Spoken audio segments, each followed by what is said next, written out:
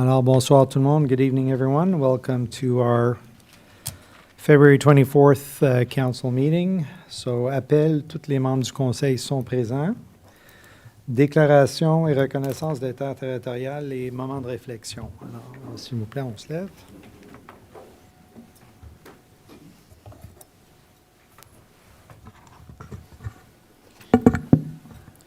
We acknowledge that we are on the unceded territory of the Anishinaabe and the traditional lands of the Haudenosaunee, Huron-Wendat, and Kanyen-Kahaka peoples. We acknowledge our shared obligation to respect, honor, and sustain these lands and the natural resources contained within. Merci, conseiller Lalonde. Attendu que le Canada est fondé sur les principes qui reconnaissent la suprématie de Dieu et la primauté du droit, prenons un moment de réflexion personnelle.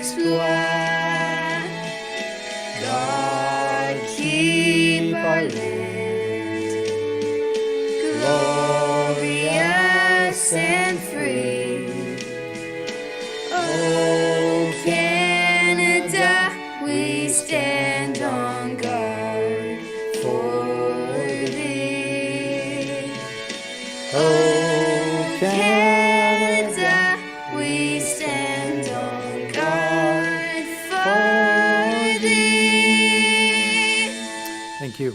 Please be seated.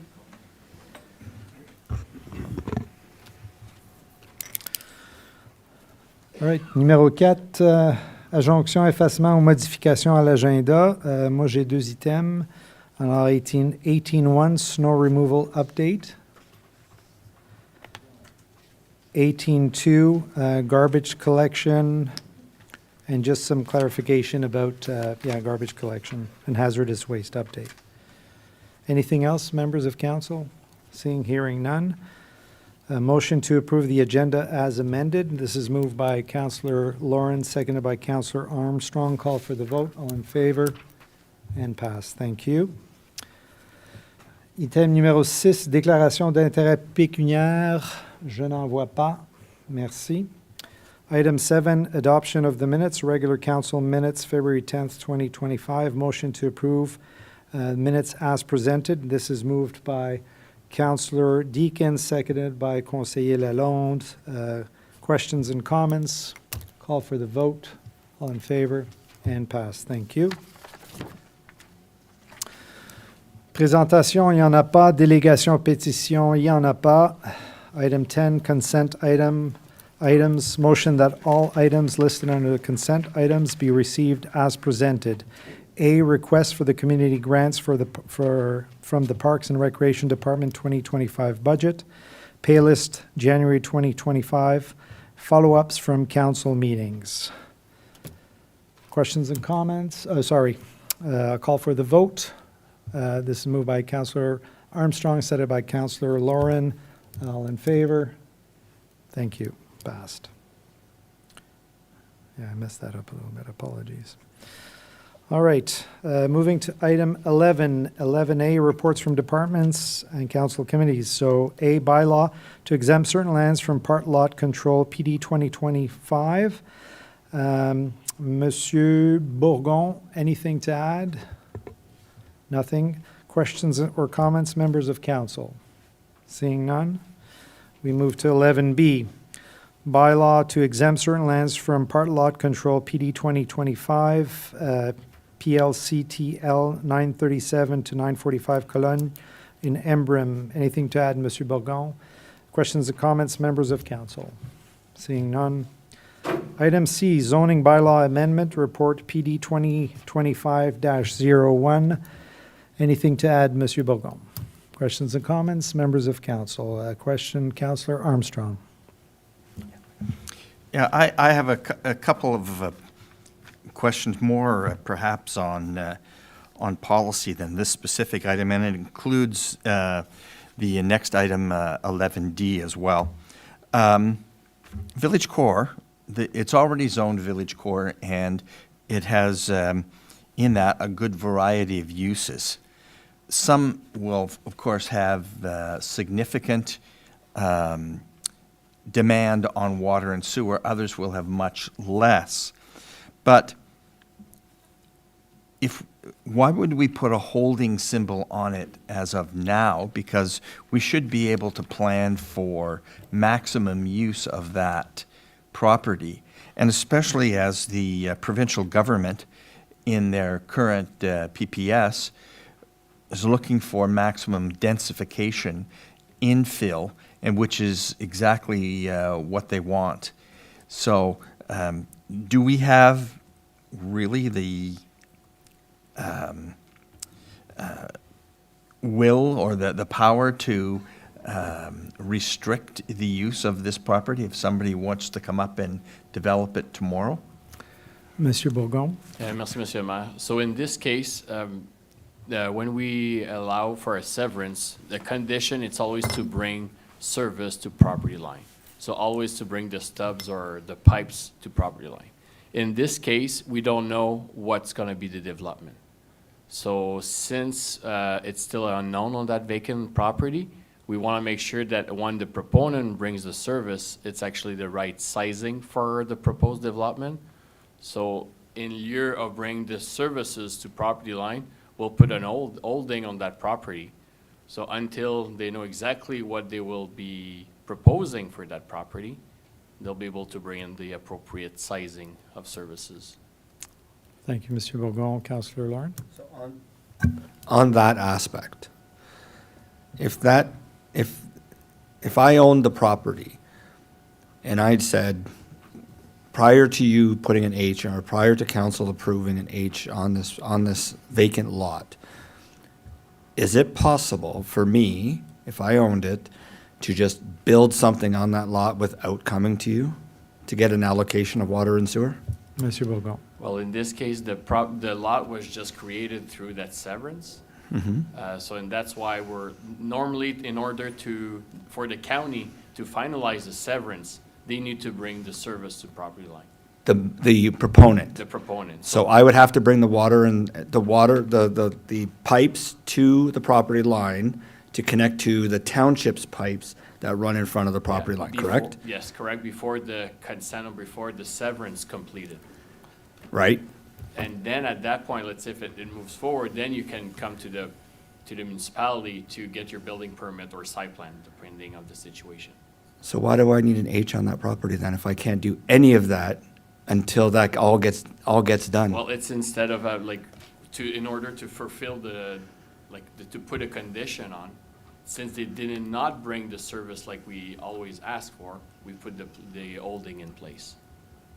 So the hold just demonstrates to the public that there is a condition on that There's lot. something else to be done with that property, if I can use those. But they still can't access water and sewer until they're given a water and sewer allocation. Yeah, but it still gives, for the future buyer, it still gives a flag that there's something on that property regarding services. In this case, is to bring service to the property line.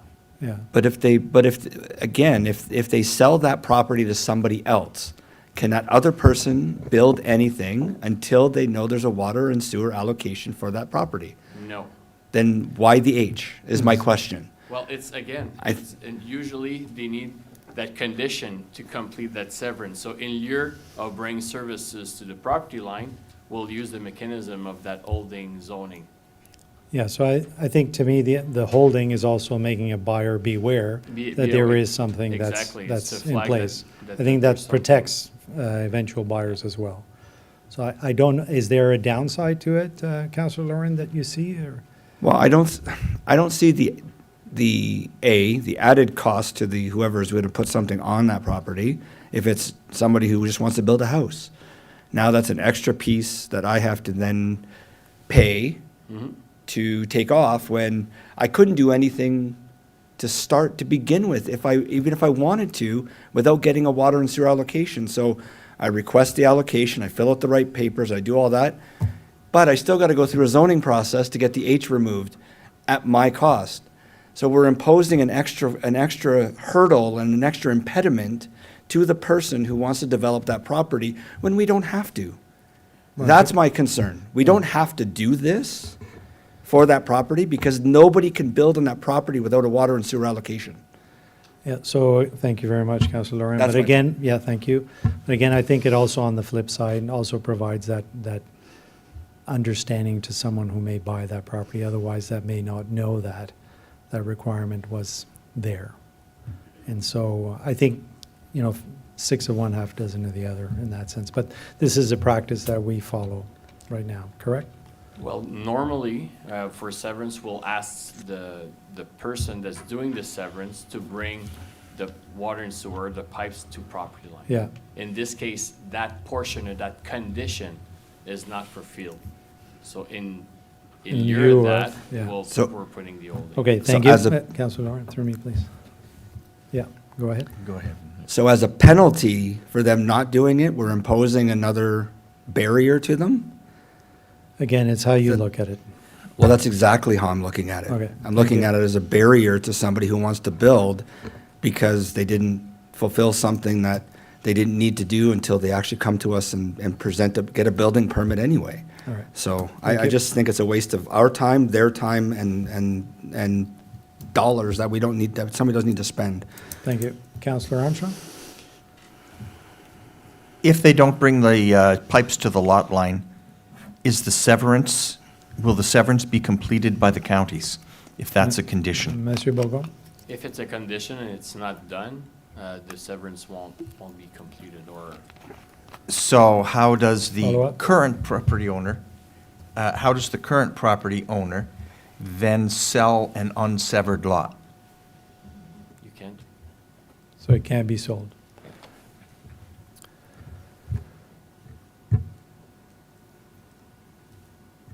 So that's 6, that half there, that the value of putting that H doesn't make sense, is what Councillor Armstrong just kind of, does that make sense to you, Monsieur Morgan? Well, it's in order to sever the lot so the actual owner can sell it to someone else. So the owner can't sell it unless it's severed. Exactly. It So won't get severed unless there is a plan for the water sewer, correct? That's it. So the holding for those properties tonight will fulfill that condition. Oh, so they could be sold with an H on it? Yes. Is what you're saying?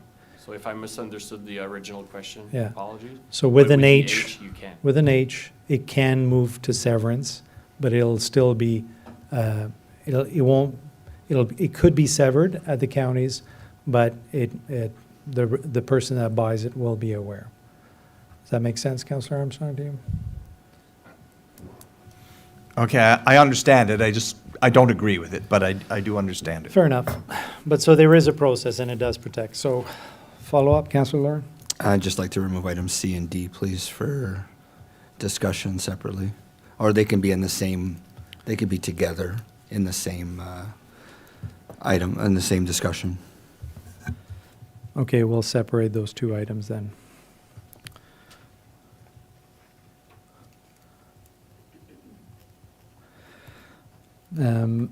Madame Caméré-Laflamme, si les deux items sont séparés, est-ce que j'ai besoin d'aller à item D en ce moment ou je peux juste le passer? Parce qu'on va la séparer. On peut passer. OK, merci. OK, alors on va avancer au numéro E, conseiller Lalonde? Oui, pardon. So just, I guess another way to explain this is that the owner of the property, by the same token, if he doesn't want the H holding to apply, would have to arrange to bring the services onto that property in the first place before he sells it, correct? Monsieur Bourgon? Correct. Follow up? Yeah. So the reason he's not doing that is because he's not sure who's going to purchase it and isn't sure and wouldn't want to bring the wrong size servicing to the property if he's to discover that they want to put a 3-story up there instead of a bungalow. So it's in his interest not to bring the services and request for it and instead prefer the holding. Am I correct? Monsieur Bourgon? Yes, you're correct, and that's what we, that's part of why we came in front of council with the option of holding, because we don't want to go back in the road twice. Thank you. And in terms of, well, we'll discuss these two items after, so I'll just leave my comments for now. So let's move to item E. Zoning bylaw amendments report PD 2025-03, Village of Limoges, Township of Russell, adding an H to all Limoges development until water is available. Question in the comment, oh, sorry, Monsieur Bourgon, anything to add? Last July, we were informed by the Nation municipality that there was no more water capacity or availability in their system. And if I go a step back, they were also to approve all building permits to make sure that there's enough capacity in the water system. So when they advised us there was no more building permit that can be issued, we left it at that way for a few months, but we keep repeating to all proponent or future buyers or the same story. So to make it more transparent and like it's any potential buyers knows it by putting the holding until the water upgrades are completed. Well, at least everybody's aware that that segment of land is in an holding position until we get more water. For any future developments. Okay, questions and comments, members of council? Councillor Armstrong? Knowing that, and knowing that again, the provincial policy is to allow secondary residences as a priority, does that prohibit the development of secondary residences into the properties that already have water and sewer services? Because many of those properties in that holding zone already have water and sewer services. Monsieur Bourgon? So in this case, yes, it would prevent densification of that kind until there's more water available. Thank you. Councillor Lauren?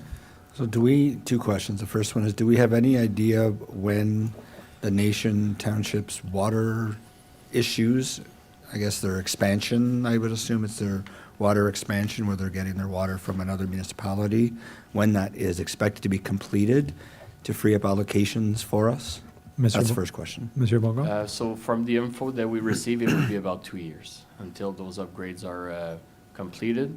We'll follow up closely with the Nation municipality to see how that construction proceed in terms of timing. Thank you. Councillor Lauren? Second question is, we made the comment at the planning committee, and I just want to make sure I understand correctly, that it is the intention of the municipality that once the water and sewer is available to blanket remove all the H symbols that we're putting on tonight at the township's expense? Monsieur Bourgon? Monsieur Mayor, so yes, that's correct. That's our intention, that once the Nation municipality advised us that the upgrades are completed, we'll be able to remove the H and proceed with the allocation that were allocated to all those developments. Merci. Any other comments or questions on this? Conseillère Deakin? Thank you. I received some correspondence about a year ago, perhaps it was in July, when we first got that news, that developers were looking at the establishment of private communal water systems and poking around to see if that was a possibility. I'd like to get a sense from our official plan, especially since it's in draft stage, as well as other provincial policy, county policy, if that's an option to explore and why or why not. Monsieur Bourgon? At this time, the county official plan does not allow it when you're in a settlement area where there's already water and sewer available. Our official plan did not reflect that either, that a communal system would be allowed. It's a position at the staff at this time that we would not recommend to proceed with such system in settlement area where there's already municipal services. Thank you. Any other questions or comments? I just have one clarification question, and I think I know I know the answer, but it's just for public's consumption. So a few weeks back, we had a presentation with some residents concerned about overdevelopment and how we're getting close to capacity in terms of water and wastewater. And we were assured by staff that we have systems in place not to get a surprise we're out of capacity. In this case, we kind of got a surprise we're out of capacity, but it's not within our municipality. So it was outside of our control, where we did give out some water allocations that we had to kind of put a hold on. So I just wanted to confirm, Monsieur Bourgon, that we are definitely in a position where we will not be doing that, where it's like last minute surprise, correct? Like, because we're controlling our capacity, we have a good understanding of what we have, correct? Yeah, that's correct. So Okay. we have system in place that we will be able to advise council before we get to that threshold. Okay, so we will not, in no circumstance, approve anything where we don't have capacity. That's correct. Okay, merci beaucoup. Okay. Merci. All right, moving to item F, modification of user fees schedules A1 and A10, report CS ASFS 2025-02. Anything to add, Monsieur Dagenet? Nothing. Questions and comments, members of council? Seeing none, thank you. Item G, Human Resources Payroll and Workforce Management Solutions, CSAS AS 2025-01. This was part of our budget process. Anything to add on this, Monsieur Dagenet? Oui, bonsoir, chers membres du Conseil. Over the past decade, the township has experienced significant workforce growth, with projection reaching 172 FTEs by 25, an increase of 70 FTEs since 2015. To support this expansion, implementing a human resource information system is essential for modernizing HR management. UKG has been identified as the most effective solution to centralize payroll, talent management, and employee service within a single integrated platform. We can no longer rely on Outlook for tracking performance reviews and certification expiration, as well as manually requesting vacation balance from payroll for approval. In 24, the HR team processed over 680 jobs application, 200 more than in 22, further emphasizing the need for a recruitment automation. This transition will enhance efficiency, streamline administrative processes, and support data-driven decision-making, ensuring the township continues growth and success. Thank you. Merci beaucoup. Before we pass it on for questions and comments, a couple of clarifications, if you don't mind. Although you're quoting FTE, so full-time equivalent increases, is it fair to say that many, and if not the majority, of the increases that bring up the FTE count is on part-time basis, a lot of our recreation and so on. So we have a lot of part-time staff and so the amount of flow in there is just, that's a lot of the rationale for it. Is that correct? Yeah, there's over 250 employees right now. Okay. Merci beaucoup. Merci. Okay, questions, comments, members of council. Councillor Deakin. Thanks. I'd just like to get a sense of what the procurement process was for this. I see the three companies, but I'm Sure. a little bit more background, please. Monsieur Dagenet? Well, when we started the process, we had a budget of 27,000 approved in the budget, and we were looking for an HR software.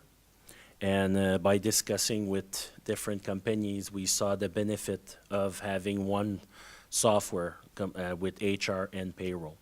So at that time, we decided to change our scope, and when we're looking for payroll system, it's more of a user base payment or fee instead of just an implementation cost. So that's how we, because at the start we were looking for we had the budget. Well, we were looking for three different. Well, we looked for three different estimates, and that's why we didn't took the RFP route at the beginning. We were already in the process when we decided to shift the scope.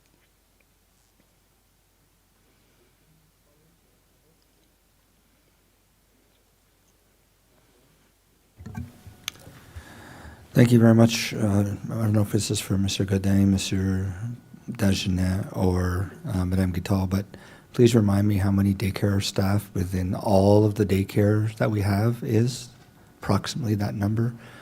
Madame Guittard? Because I know you said there was like 250 people in the township and some eyes rolled and some heads turned, and I just want to make sure that we put some context to that number. Madame Guittard? Thank you, Mr. Mayor, members of council. I would like to come back with a number because off my head, it's like, if you give me maybe 10 minutes, I could jot it down, but Okay, yeah. just a ballpark. Yeah, so you I can, would say easy 150, easy. Okay, Easy, so easy.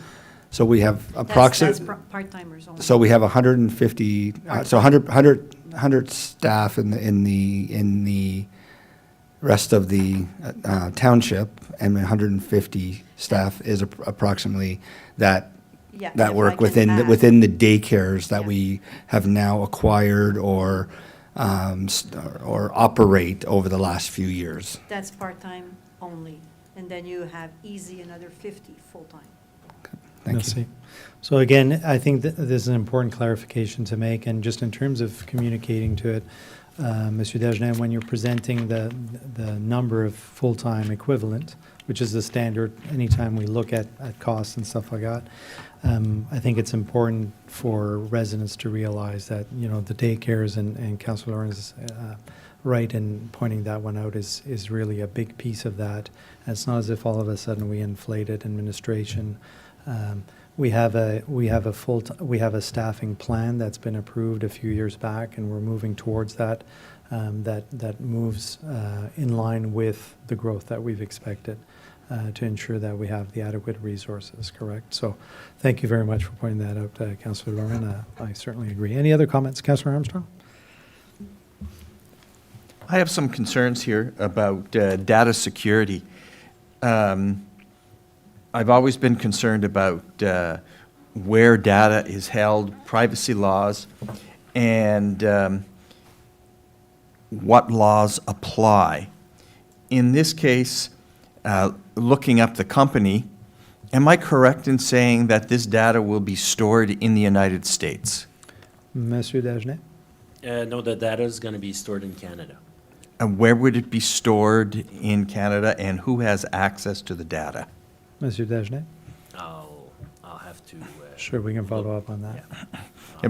One of the things I've concerned, especially when I looked up the company, they admit they have problems with various national and international privacy laws, and they admit that they will try to follow the local laws, but as an American company, they can be forced to follow whatever local laws they have, both federal, U.S. federal, and both and state laws. And this has gotten amplified in the past month because even the U.S. federal government seems to have some control, lack of control of its own personal employees' information. I'm concerned that we need something that is fully ensconced and fully protected by our own privacy laws where we have a say in. Thank you. So a couple of clarifications, Monsieur Dagenet, if you can. So And this company was vetted by counties for on the security side, because county ensures IT security from our perspective, correct? They already use some modular of UKG. Okay, so they're already using, so this is an approved company through counties. So that would, and they address our security piece. In terms of the legal aspects of the data itself, is this something that we can get back before? I mean, this is already approved, right? This was just being shared for information, Monsieur Godin, Monsieur Dagenet? Yes, I'll get back to, with the information. I think I would agree with Councillor Armstrong that I would have more peace of mind knowing that the data is here in Canada, especially at this They stage. told us verbally the data was in Canada. Okay. We'll get the information. I know counties has a very strict security policy now on all IT, and they're overseeing our IT, and so I'm confident that if they're using and it's approved by counties, that from a security perspective, that it meets all the requirements. But I would, yeah, if at all, if we can get that feedback, that'd be great. Thank you. So just going back to the point, though, this contract is already signed? Yes, but, yeah, it's signed, but nothing has started yet. Okay. Okay. All right, so if we can get that as one of the follow-up items for council, that'd be great. Thank you very much. Councillor Deakin. I just have one more question for procedure-wise with the counties, knowing that they play a role in vetting companies. Would the counties have vetted all 3 companies that were considered, or at what point were they contacted to look? Because my hope as a councillor is that the township or the counties or as a team is going out and finding the biggest array of options, including local options, and vetting them, and that the best is coming to the table. But I just want to make sure that counties wasn't providing just the 3 options, because that's who had already been looked at, for example. So, Monsieur Dagenet, all the companies that we reviewed in this process were approved by counties, I would assume? No, we didn't ask counties to give us 3 names. Okay. It's through contacts and different software we heard of that we started the research. But UKG, we knew that they were using it, so that's why we know it's vented. It's Okay. vetted. Okay, merci. Councillor Lauren. Just procedurally, I just want to make sure I fully understood this.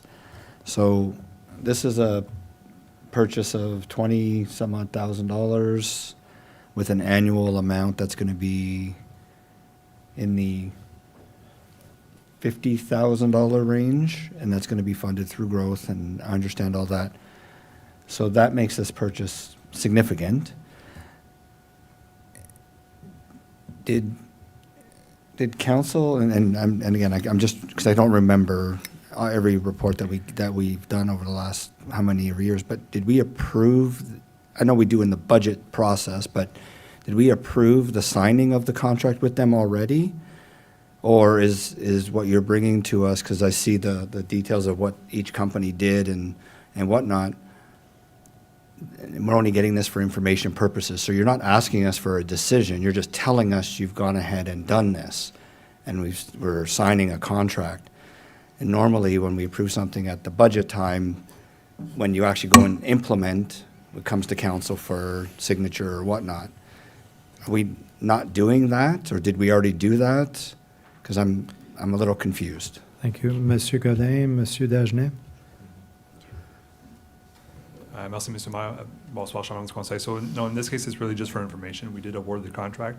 We often come back to council with contracts to award when they're above certain thresholds in our purchasing policy. So in this case here, it's within the thresholds and within the authority for the administration to move forward. It's really an information report to council just to show the progress of the project and what we're bringing as far as improvements to our HR. So we're within our purchasing policy. That's correct. Thank you. Follow-up, Councillor Lauren? Yeah, can you remind me what that dollar figure is that you don't have to come to council for approval on is? So there's all sorts of different scenarios, if it's in the budget, if it's not in the budget, depending on what type of procurement was issued. In this case here, The actual purchase is, it's between 10,000 and 30,000, so the contract, or the purchase of the software is 17,000. When we determine what the correct process is to do the procurement, we have to do so before we get any bids, right? So at the stage where we're looking into this, we have a $25,000 project. We determined we could do, I think it's, I don't remember the exact section of the purchasing policy, but a formal request for quotations. So it's not an RFP where it's open for everyone to bid, but we can seek out some different potential suppliers, get some demonstrations, and then request that they provide a proposal with costing and whatnot. So that's the process that was followed here. Follow on? Yeah, go ahead. So in that, so the actual software, the product is less than $30,000. That's great. You can go out and do it. You're letting us know that you've done it. Where does the $50,000 annual amount come into play in this process? So that amount is, through Mr. Mayor, so it's through the operational budget. So basically, that's an amount that we'll start to see in the operational budget as of 2026.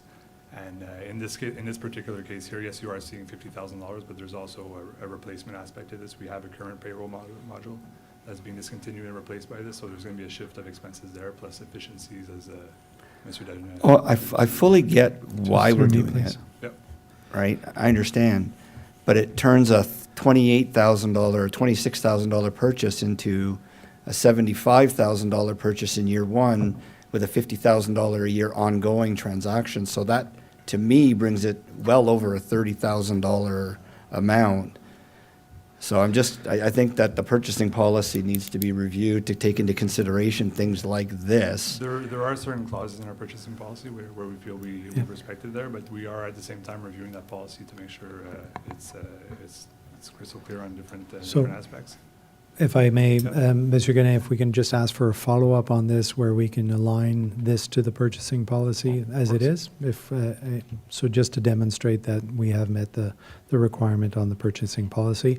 And if that creates a discussion in terms of some of the recommendations in the adjustment of the purchasing policy, that'd be great. I appreciate that. Yeah, that's not an issue. Councillor Lauren? Yeah, so I guess I would ask that then would come back at item, I guess, 10C at the next meeting, follow up from council meetings? Yeah, So the that- it public will, know when it will. to- Yes, yeah. Thank you.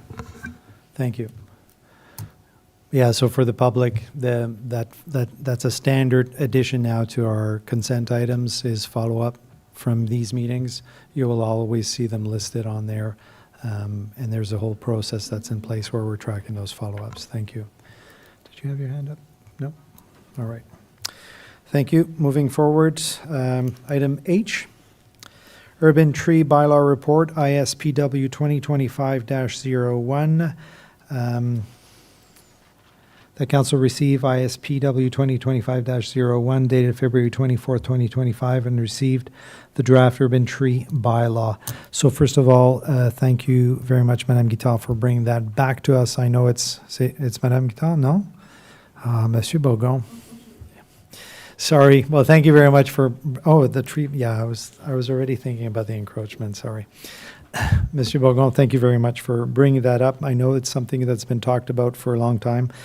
So I've got a couple of questions before we turn it over to council. So first of all, I know it's in there already, but I just want to publicly state this is only for within village boundaries, correct?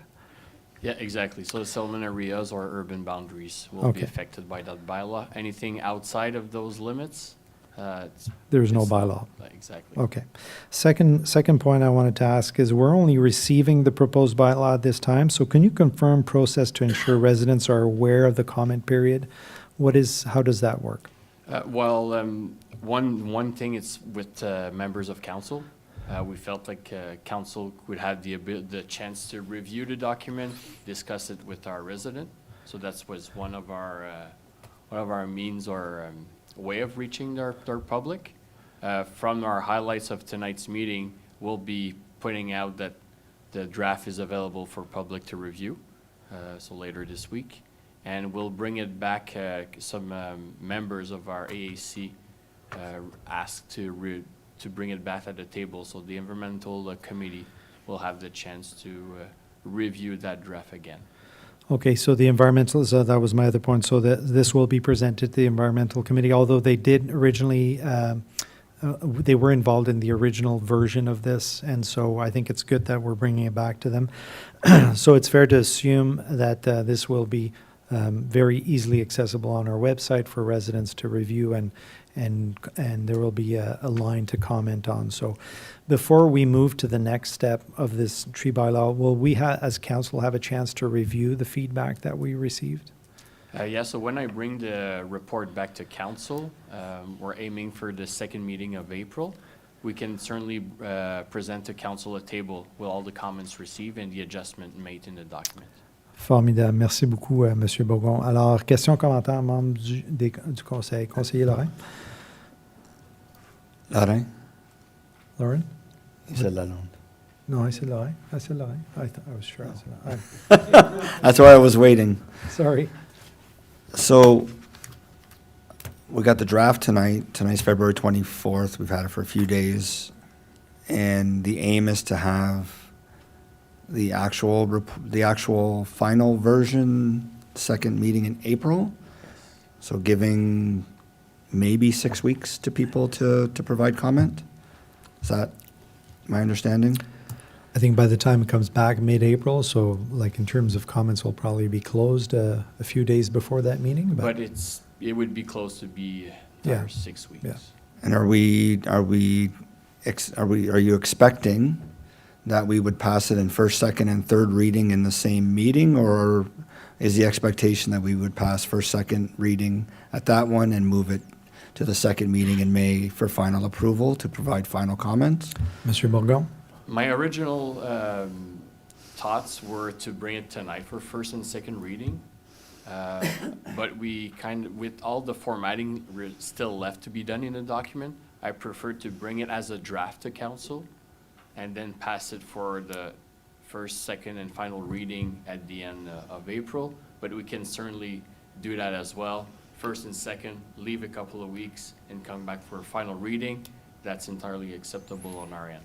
Okay, merci. Follow up, Councilor? Yeah, so that's good to hear, because I had many comments about that. I got 2 pages here of things that I wanted to discuss, but seeing as how that there's going to be that time, what I will do is I will save everyone time and energy, and I will type these out for you, and I will send them as my comments, and then we'll revisit after that.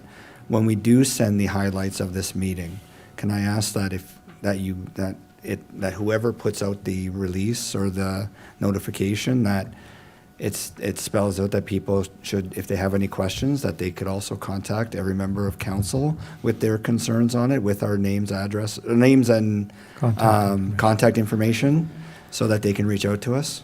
Thank you. Merci. Any other comments? Conseiller Armstrong? Yeah, would you also put in there that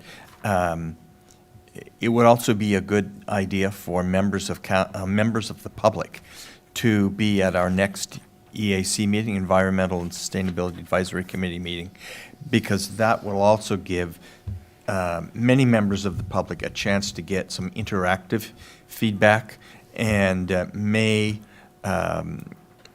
satisfy many of the questions that public may have, and also give us the chance to put together a comprehensive package of what has to change, because I too have a number of editorial comments and stuff like this concerning the tree bylaw. I think that's a fantastic idea, Councillor Armstrong. So as chair of the EAC, I think we should encourage that. So in that feedback, to also contact members of the Environmental Committee or to be present at the meeting. What is the date of the next meeting for the EAC? Well, you were walking into that one, weren't you? Yeah, I know, it's mid-March. Okay, it's on our March calendar. 19th. March 19th. Thank you very much. Merci beaucoup, Monsieur Bourgon. Excellent, thank you very much. Any other comments or questions on this? So the urban tree bylaws, I think, is a really strong step forward in terms of environmental sustainability for our township.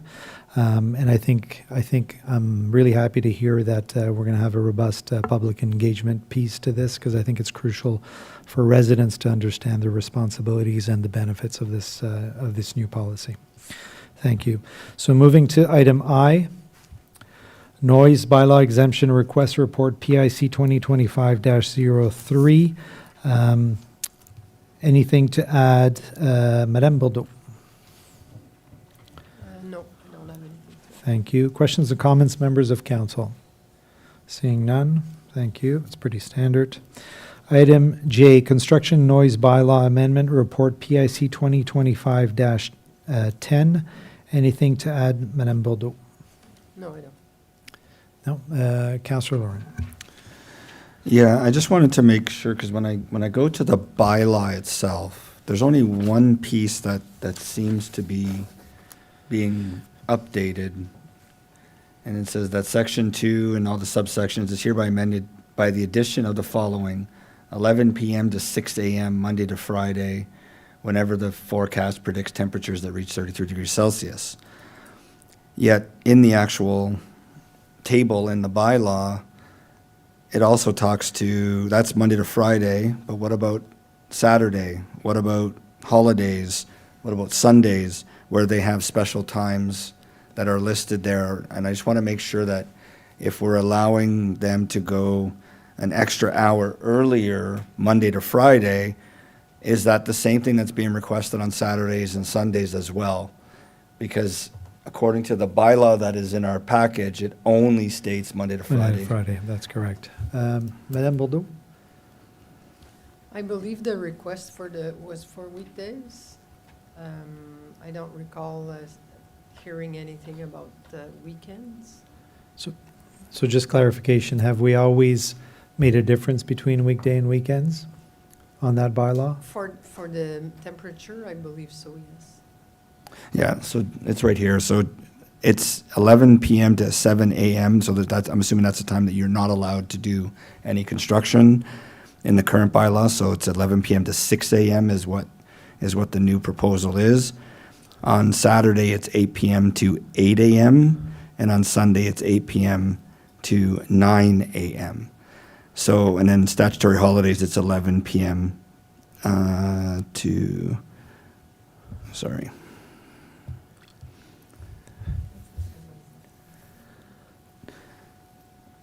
Wait a minute, I'm looking at the current bylaw right now, and it does have 11 p.m. to 6 a.m. Monday to Friday when Environment Canada is, like, is that The already in temperature there? changed, yeah, it's a temperature change. The temperature changed to 33? Yeah. Okay, so that's where that is, and I just wanted to make sure that we weren't omitting, but if we're not omitting, then, and we're not changing the weekends and the holidays, then I just wanted to make sure that we were aware that there was that difference, that's all. Yeah, so just to reconfirm, Madame Lourdeau, les seuls changements qu'on voit ici, c'est la température et puis c'est à partir de 6 heures AM, c'est ça? Oui, c'est ça. Merci. Autre question, membres du conseil? Non? Thank you. Thank you for your comments. Moving to item K, Signs in Roundabout Report PIC 2025-11. The council receives report PIC 2025-11 dated February 24th and approve the proposed bylaw as recommended in this report to amend the sign bylaw 2016-052 with respect to the placement of signs within a roundabout. Anything to add, Mrs. Bolden? No, I don't. I have a couple of questions. Is this a standard practice in most municipalities in terms of roundabouts? We didn't go into verifying all the other cities. Usually there's no signs in roundabouts, and talking with the counties, that's also their wish due to Distraction. distraction. And so that's why we... Okay. Okay, just wanted that clarification. Any other questions or comments, members of council? And Monsieur Bourgon, oh, sorry, Councillor Armstrong? Where does the roundabout actually begin in terms of this bylaw? So we come up to the bylaw, we know we've got several with pedestrian in crossings. Does the bylaw begin, does the roundabout begin after that, before that? Or where what would you're saying. somebody know that they are within the roundabout If they're condition. in the roundabout, Yeah. right? So that's a great question. Madame Bordeaux, I was assuming that it was within the center of the roundabout, but can you confirm that? It's also the exterior of the roundabout, so, so as indicated in the bylaw, it's the circulating travel portion, but within the intersection, and includes the shoulder, the entry onto and the exit of such. So Okay. as you enter and exit, So, it's hard to, so until the end of the cement, kind of where there is intersections, like, well, it's the entry and the exit, so usually it's not 25 feet before, it's Yeah, right at okay. the exit or right at the entry. Councillor Armstrong, any follow-up on that? No, it's fine. Okay, thank you. Councillor Lauren? Can I assume that maybe a good idea to have that for the next elections periods, that we have a specific Reminder. area so that that people know? It was already in the election, in the election in the summer. Okay, just as long as it's there so that people know, maybe with a picture that says, here is okay, there is not, kind of thing, just so there's no confusion going forward and no one has any issues with their signs, so. So But here's, Just it a was thought. already in there for elections. Perfect. so here's an idea. We can also recruit our previous mayor who did a great video of crossing a roundabout. Maybe we're going to recruit him to how to put signs on the roundabout.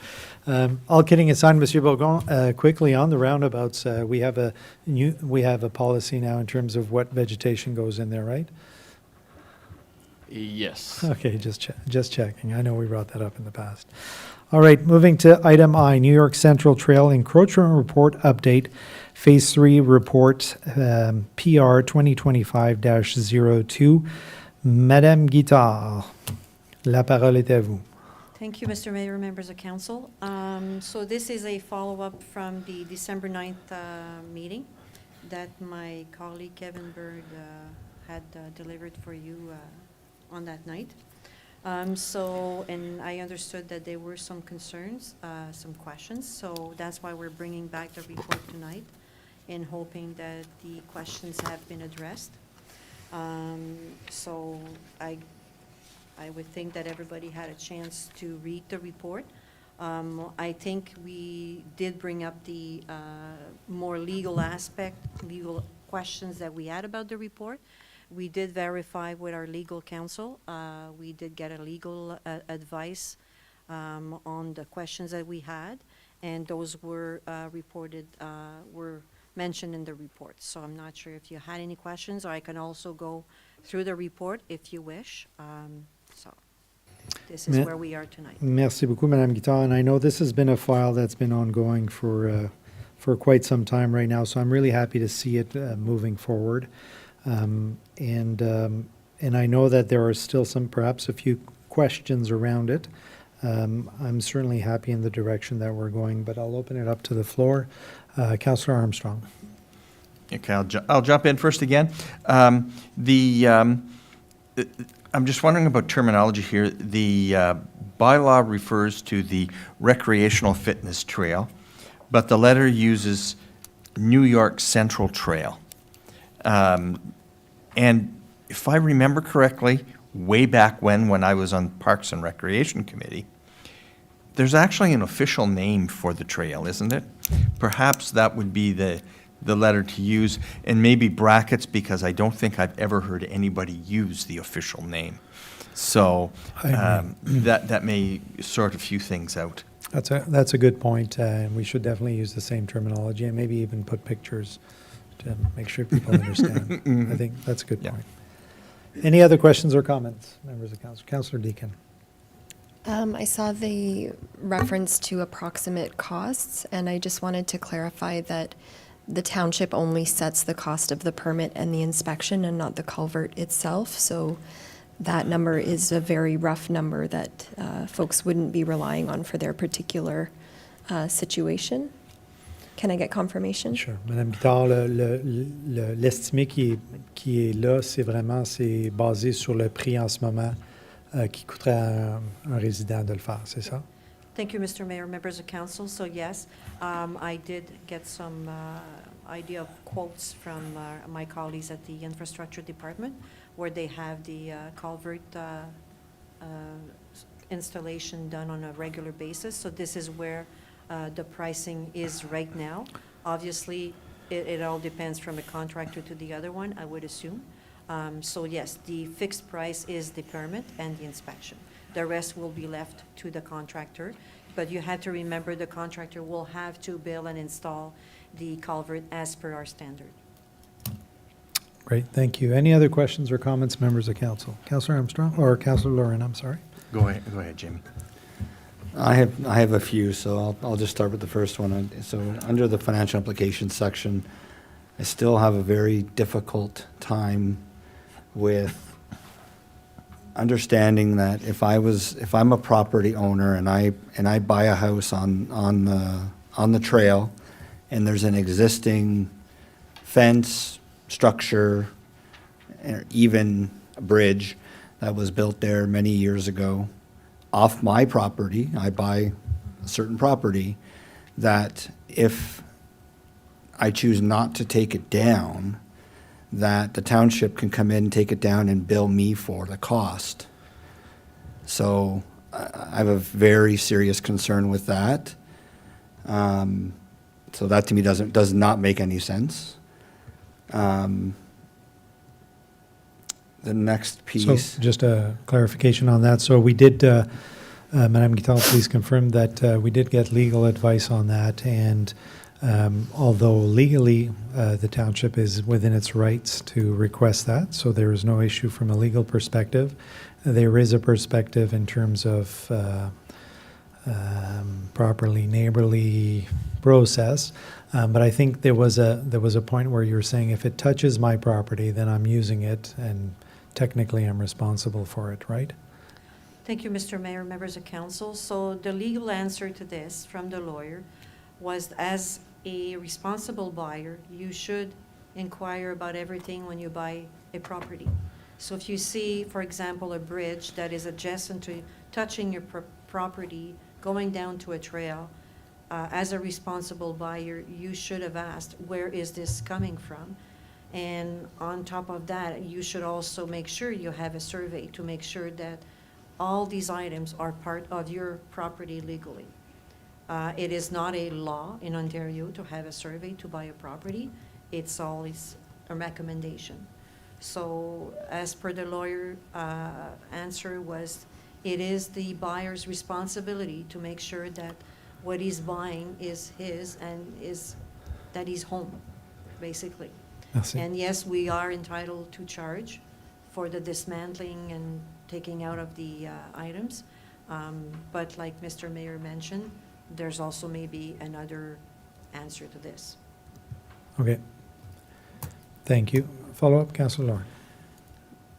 Yeah, I guess I'm questioning what the other answer would be if the person says, I'm not going to do it because I've never used it, never touched it, it's not mine, I didn't build it, why should I pay for it? What's the alternative? The township takes it down and bills me, or what's the alternative? Well, I think what, Madame, correct me if I'm wrong, Madame Guittard, but the alternative there is at some point, a decision will have to be made that it's being taken down and either the resident pays for it, and if it's not the resident that pays for it, the only other option is that the township is paying for that dismantling. So I would say that if those items come to council at some point, then council will have to make a decision or some other process. Monsieur Godin, anything to add to that? Merci, Mr. Mayor. No, not really. I mean, I think it comes down to it's within our rights to bill it. If council wants us to bill it or not, that's a decision of council.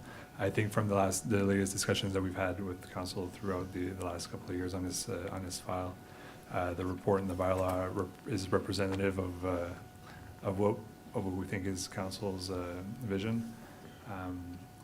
But it's always a discussion that can be had. Excellent, thank you. Follow-up, Councillor Lauren. Yes, just to confirm, what I'm reading here tells me, and I believe in the encroachment letter, it says, and the property owner will be billed. Doesn't say it'll go back to council for review and to make a decision on whether or not we're going to charge you. So, But what I just heard was, well, council could decide on these. Like, I just want to make sure we're setting the right information out.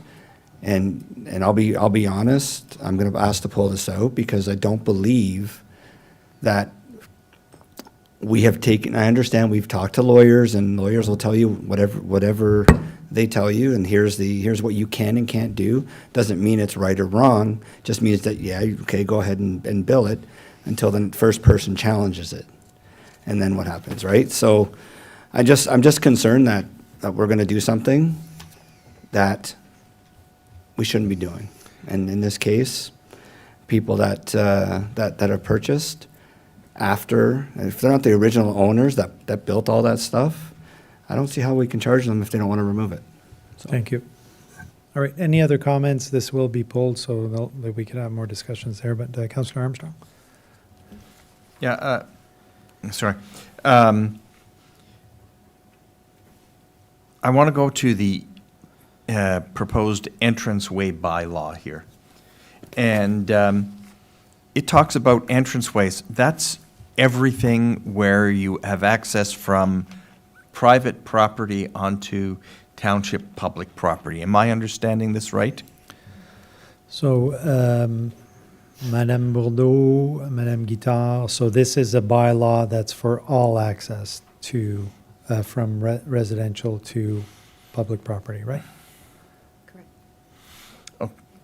Can you repeat the question? I'm not sure I heard Je it. pense que ce que le conseiller Armstrong essaie de demander, c'est que le bylaw comme tel, on est en train d'adresser leur encroachment, Oui. mais le bylaw comme tel s'applique à n'importe quel accès au territoire de la municipalité.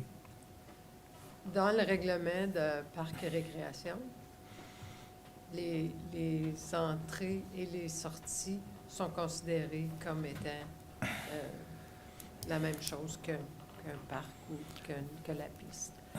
Là, dans le règlement pour les encroachments, je ne suis pas certaine, il faudrait que je vérifie. Monsieur Godin? Merci, Mr. Mayor. No, I was going to say, I think Madame Guittard is better equipped to respond to the question. Okay. Yeah, so thank you, Mr. Mayor, members of council. So the entrance bylaw is in partnership with the infrastructure department. So yes, it is from the private land to the municipal property. Okay. I'll let Councillor Armstrong follow up on this train of thought there. Then, that being said, there are standards, but many driveways in this township are ancient, and they may go over a culvert, over a ditch, etc., that may not meet our current standards. I don't see anywhere in the bylaw that states that current entranceways are deemed to be in compliance with the bylaw. And what I don't want to see is homeowners then being told that you have to change things, or we'll change things, or whatever. Yeah. Monsieur Bourgon? So when a homeowner applies for a permit to replace an entrance culvert to their property, they need to comply to the standard appropriate at the time.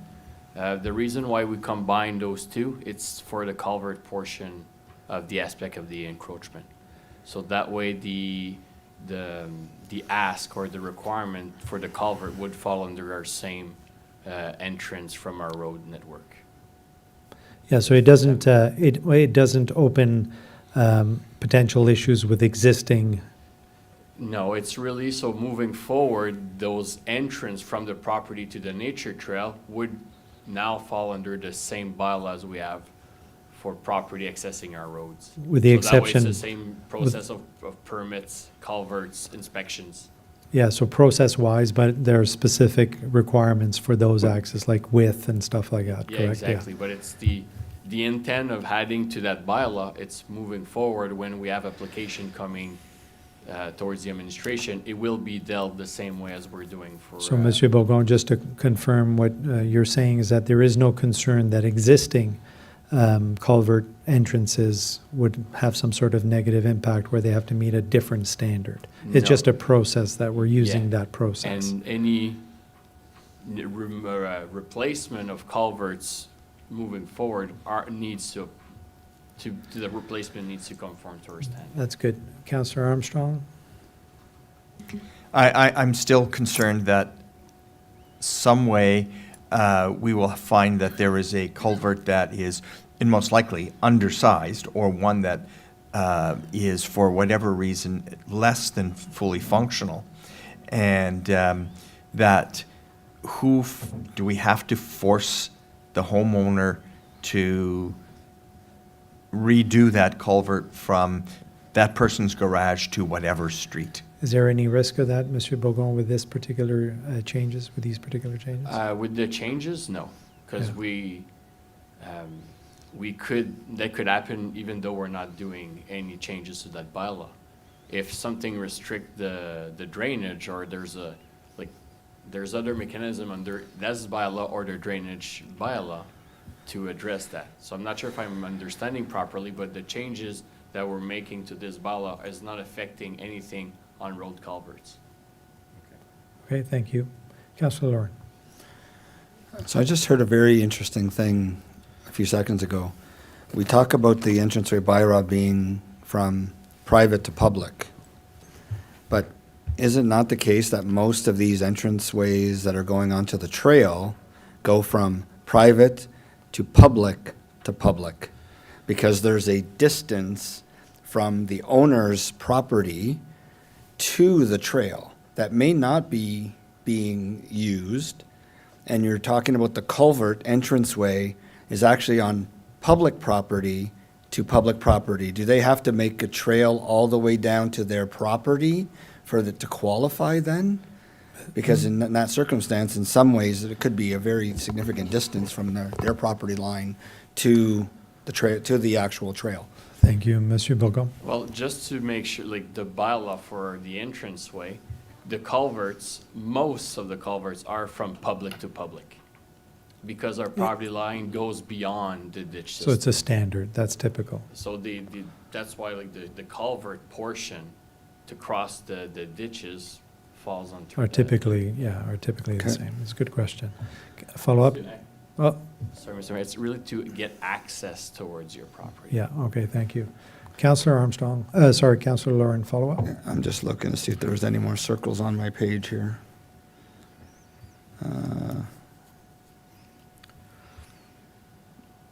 No, it was just more the ownership piece, so I'll deal with that after. Thank you. Okay, Councillor Lalonde. Thank you, Mr. Mayor. I know this is going to be pulled, and I could make my comments later, but I think I'll make them now since, we've got a lot of this stuff out on the table already. I want to try and be brief, too. I just want to go back to the whole purpose of what this was all about. And I've said it before. I'll just briefly mention again that I happen to have the privilege of being on the Planning Advisory Committee back in the mid-'80s when we secured this property in the first place to turn it into a special zoning designation.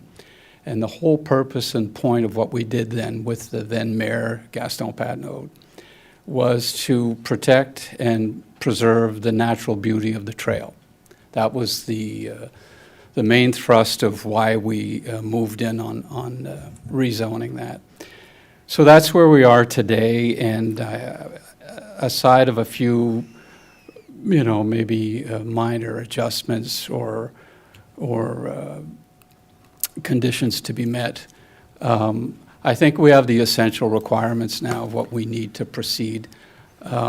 This is all about getting the property back that belongs to the township in the first place, that never did belong to the residents, that slowly but surely started encroaching on it. Could we have done something years ago to stop that before it got rolling? For sure we could have done something, but we didn't. So here we are now, and we have some pretty robust advice from a lawyer, so I'll have to respectfully disagree with Councillor Lauren that, we use lawyers to get professional advice, they who work in the field all day long. We who do not, we get advice on a variety of issues and problems, and we take that advice seriously. So I'm relying on that advice now that we got from our legal counsel, that we don't have much to worry about here. Residents who have stuff on their property or don't believe it's on their property but believe it's on townships, I would expect that maybe that has to deal mostly with the bridges. I would expect that in the case where there are sheds or things of the sort, that rather than to see township come in and pull them down and take them away, that they might want to just pull them back onto their property and continue using them. But that'll be their decision. I think it's fair and reasonable to turn it back to its natural look through the use of culverts. I think that was a great idea. I hadn't even thought of that myself back last year when we talked about it the first time. So based on the weight of the advice that we've been given, and recognizing that there's going to be a bit of an adjustment and a learning curve here, and there might have to be some discussions with some of the residents on an individual basis, I would expect that that's probably going to happen. You know, this isn't a slam dunk where you send a letter out and the next day everybody complies. There's going to be hurt feelings. I've had some conversations with people who have structures on the trail. One of them who's new to the township who said, you know, I'd like to keep what I just put up, but I certainly understand with what I'm seeing down the rest of the trail that things are getting out of hand.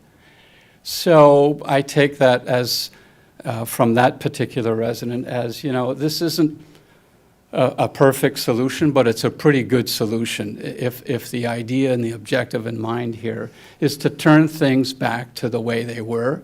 And the fact that it's our own property, we have the right to do that. I mean, my neighbor doesn't have the right to park his car in my driveway while I'm away for 2 weeks on holiday, and then when I come back say, well, you were gone, and now I want to stay here, any more than someone puts their shed or a bridge or whatever you want on township's property and says, because I've been there for a while, I think it should stay there. We'd like the property back so that it can look natural, green.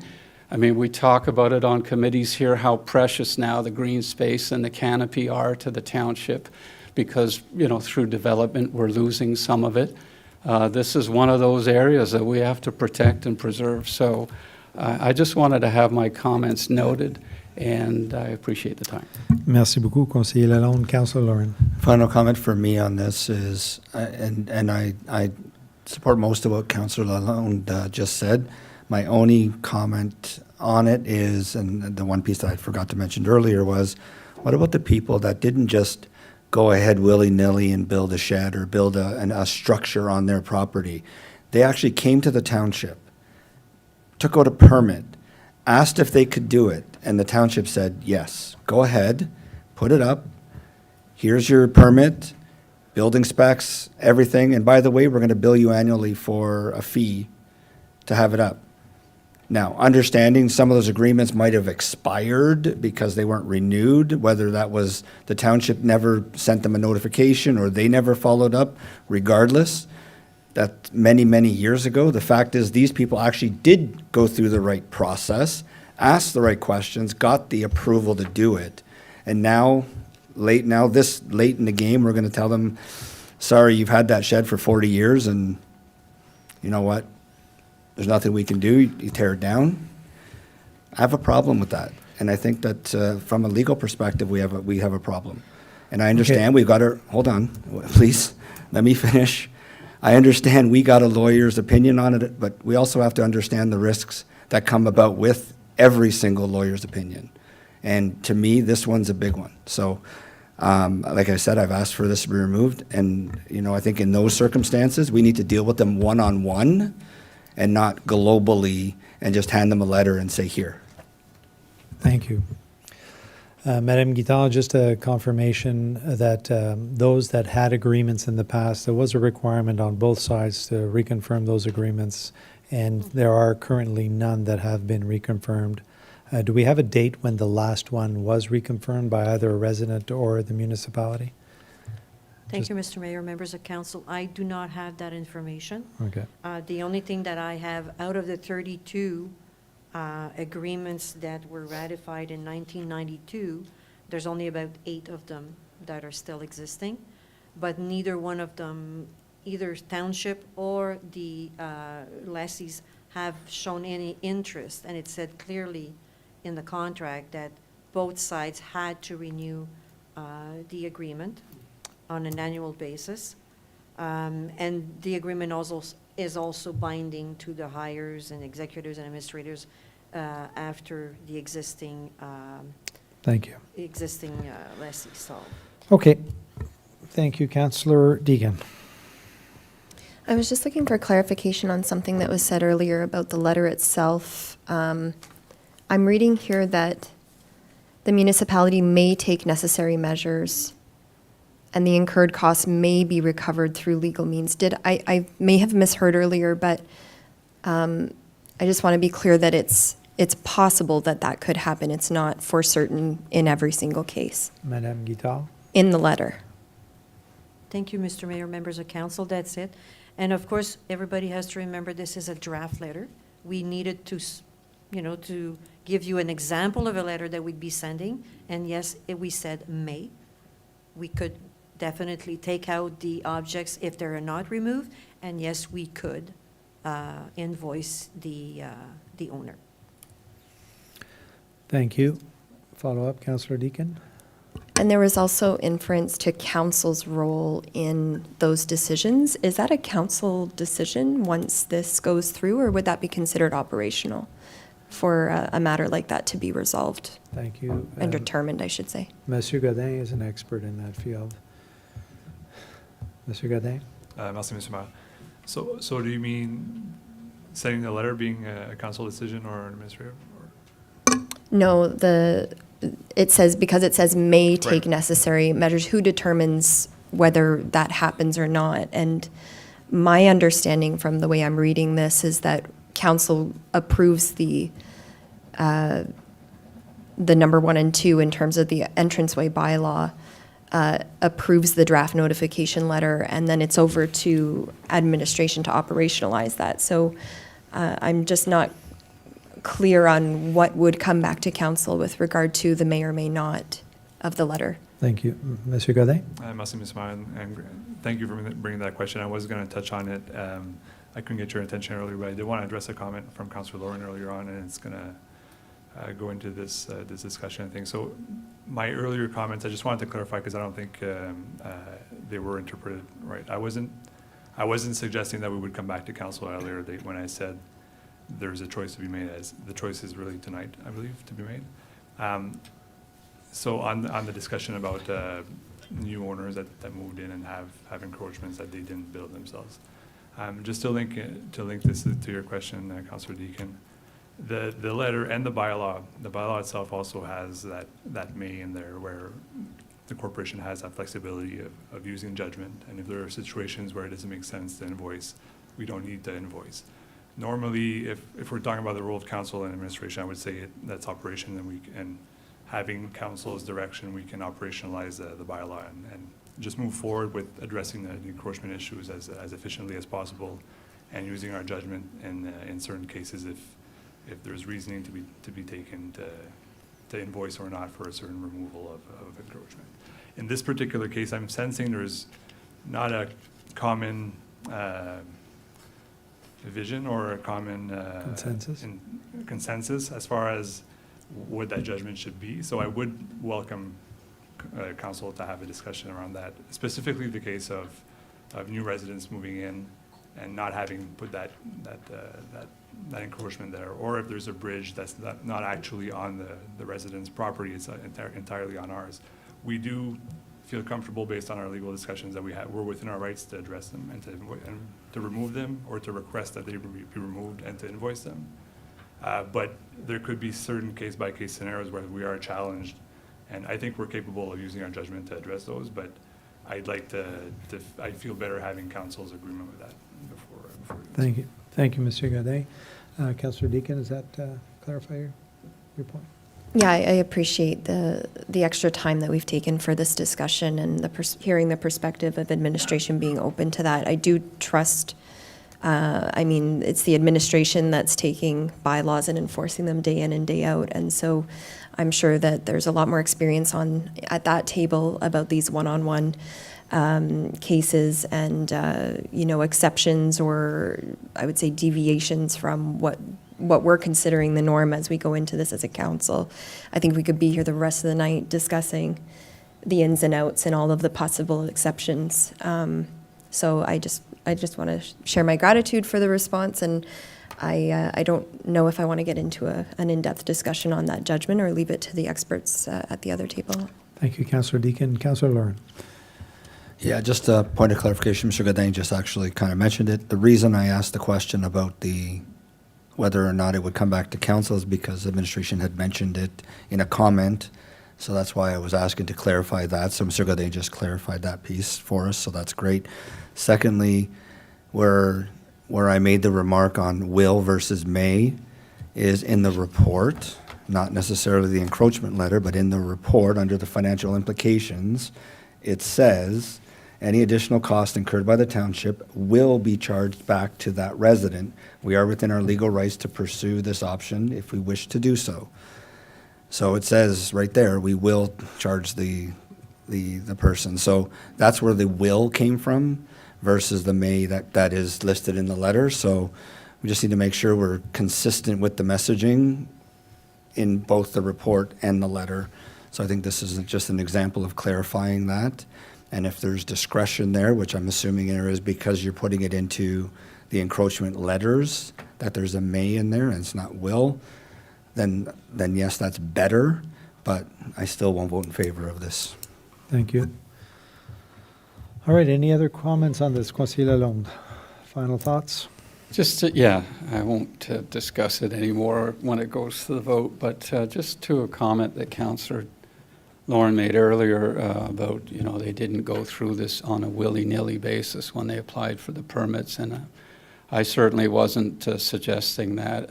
I know they took their time and decided to check with Township back in the day, and that's why I say it's not a slam dunk. There'll be some hurt feelings. There'll be some discussions to be had. I appreciate that, but we need to move stuff off our property now, especially with no agreements for quite a ways back suggesting that there are any of them still in effect. It appears to be quite the contrary. So, like I said, it's some of this is going to be a little uncomfortable, but that's the job we do as councillors, is to make some difficult decisions. And this is the right thing to do at the end of the day. In the letter, and just a suggestion, but and I don't want to get into the details either, as Councillor Deakin mentioned, but if we have a case where they've received a letter and they don't want to have anything to do with the removal, I think the wording should say, it's not that we may take the necessary measures, it's that we will take the necessary measures. I think the may has to be a will there in its place.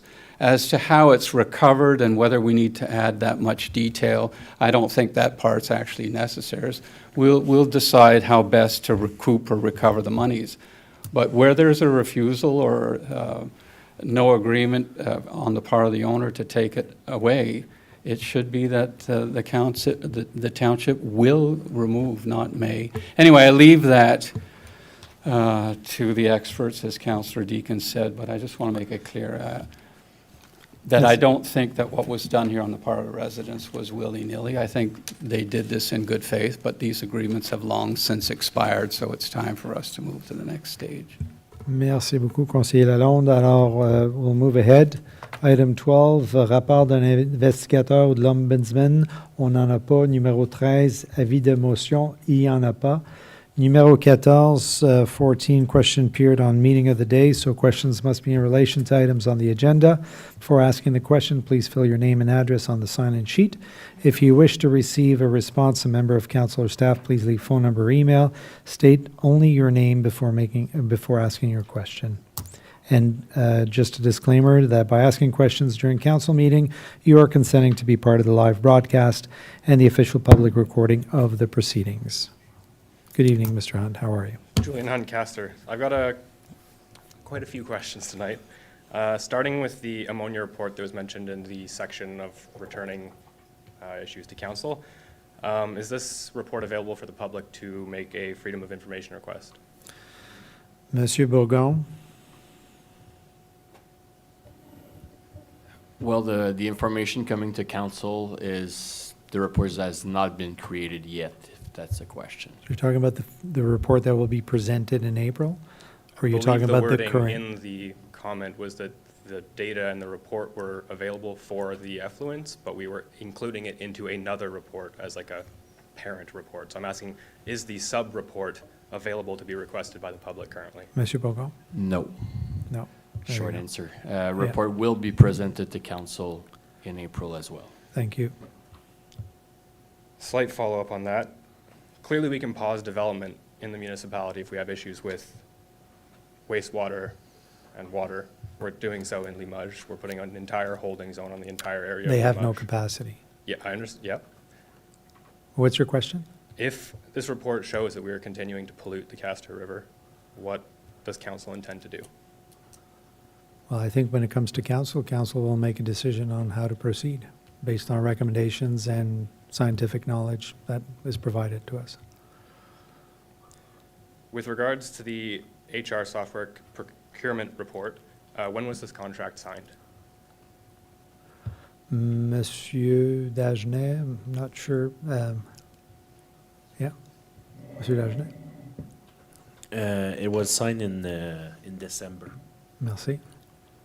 Was this an RFP process where companies approached the township, or did the township research and pick these 3 companies that are included in the report? I think Monsieur Dagenet already mentioned that there was research done through the staff. Correct me if I'm wrong, Monsieur Dagenet. Yes. Thank you. Outside of these 3 companies, were other Canadian companies explored as potential options for our needs? I'm sure that staff did due diligence to make sure that we're offering the best product for our needs. Monsieur Dagenet, please confirm. Yes. Yeah. More specifically, was Ceridian Dayforce considered? Just a second, Councillor Lauren. Sorry, I think this is a good opportunity for Mr. Godin to weigh in here, because there is a policy or law or whatnot that we cannot exclude.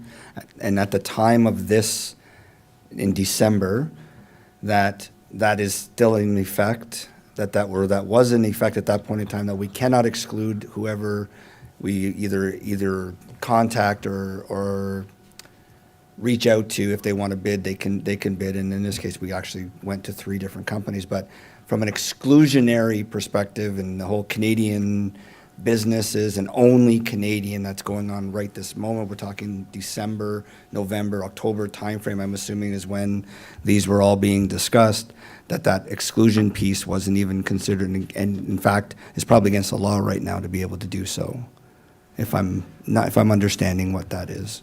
Monsieur Godin. Merci, Mr. Mass. About the exclusion, I'm not certain exactly what you're referring to, but I mean, the process that was followed here is the process as per our purchasing policy for the different thresholds, the different values of the projects. I'll let Mr. Dagenet respond as far as, I think you said Ceridian? Yeah, Ceridian Dayforce. I don't know if they were considered. I would assume that the three suppliers that were there were the only 3 that were consulted. When we have lower value projects, we don't need to follow that robust RFP or tender procurement. Sometimes we get information from different places, be it Yeah. conferences or be it solicitation and stuff like that, and we depending on the value of the project, sometimes it's not worth putting that extra effort to put the resources into building those complicated procurement. Well, we have a programs. purchasing policy in place for a reason, to make sure Exactly. that we follow a standard, and that's a standard was that's followed, yeah. practiced, and that was followed. And you will get back to us on that in terms of how it was followed on that Yeah, particular for one this value. particular case. Excellent. In terms of the exclusionary piece, I just wanted to follow up with Councillor Lawrence. I think and correct me if I'm wrong, but what you're trying to say is that excluding non-Canadian companies given the current environment. Is that what you mean? Well, it sounded like that's where the question was going, and I just Yeah. wanted to make sure that that's the timer right now, but in October, November, December, that it wasn't that type of a scenario Yeah. going on. But even given that, My understanding is, as everything is right now, we are not able to exclude. If we went to That's RFP and we had a company from Quebec or BC or even the United States, they would be able to bid on a project in our municipality, and we couldn't exclude them based on geographical location.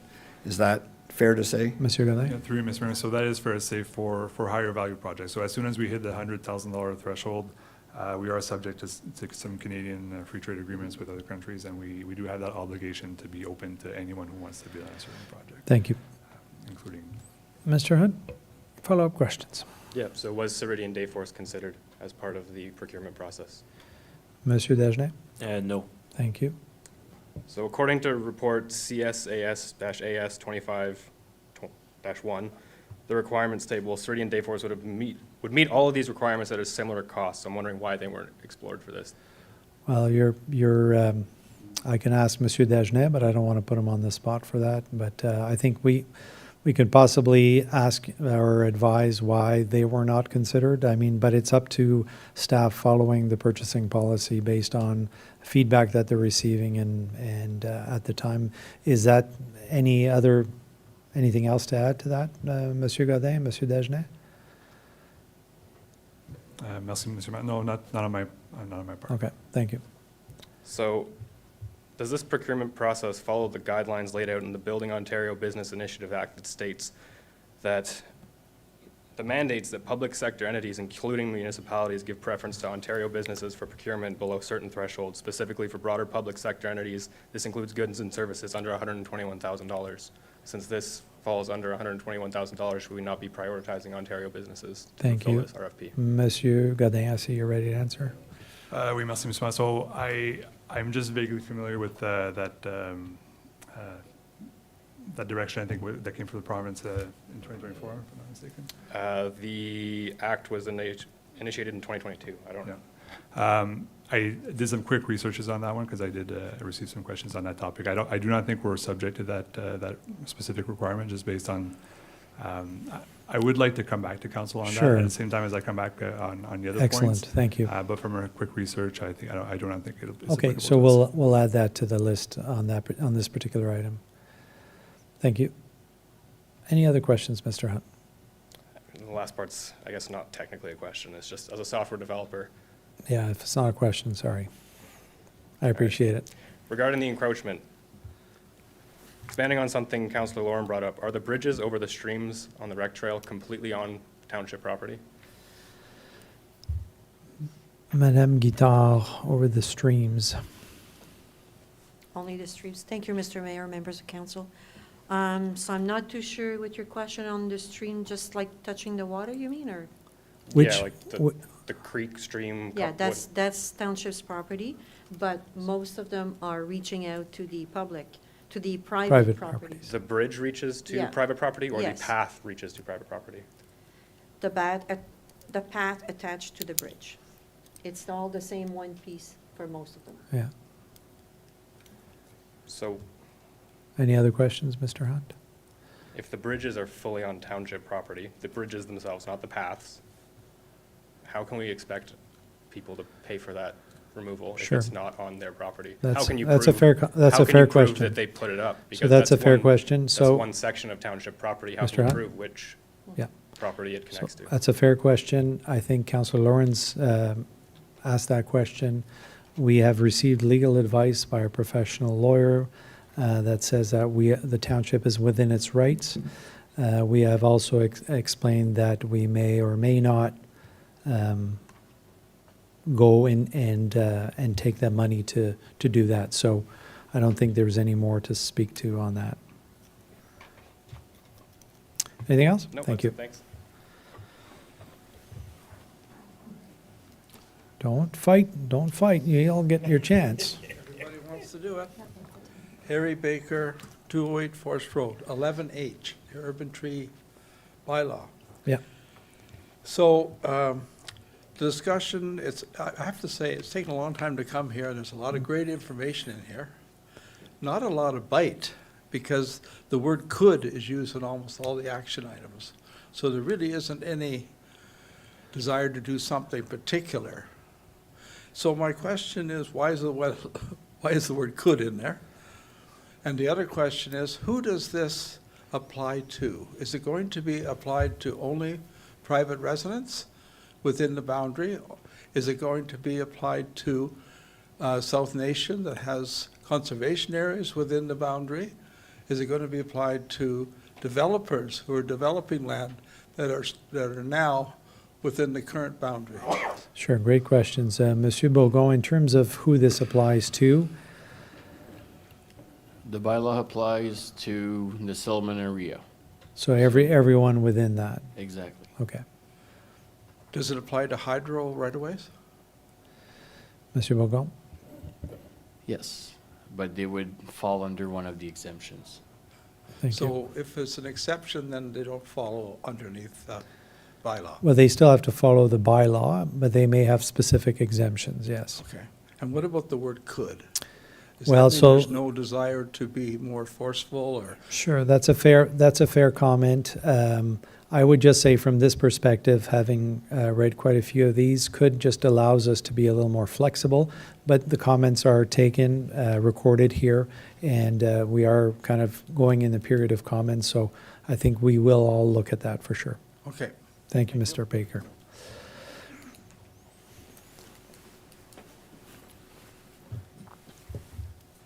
Tony Bass. Good evening, Mr. Bass.